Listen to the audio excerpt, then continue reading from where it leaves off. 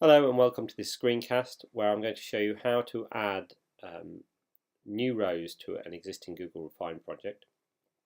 And here we have a Google Refine project that's open, and it has one row in it which is and has a journal title, details.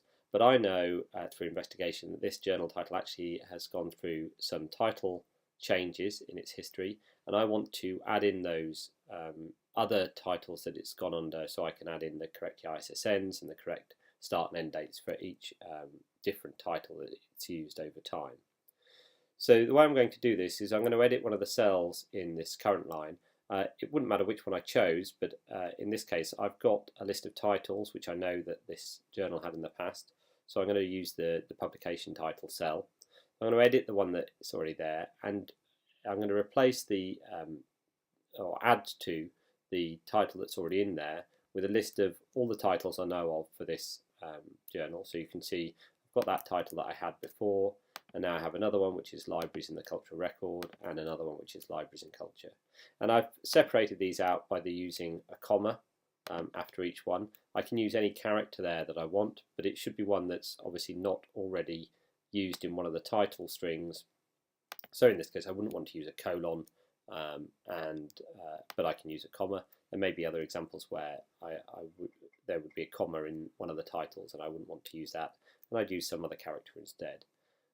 So if I then apply that, once I've got those three pieces of information, in this case in that cell, I can use a standard function which is available under the drop down menu. So at the top of the column, that drop down menu, and edit cells, and then use the function split multi-valued cells, and this will ask me what's the separator between the values. In this case it's the comma, but I could use whichever one I wanted there, and obviously I'd have to make sure that matched. Once I say OK, you can see that rather than just the one row, I've now got three rows, and I could fill in the other information such as the correct ISSNs, the correct start date, start volume, etc.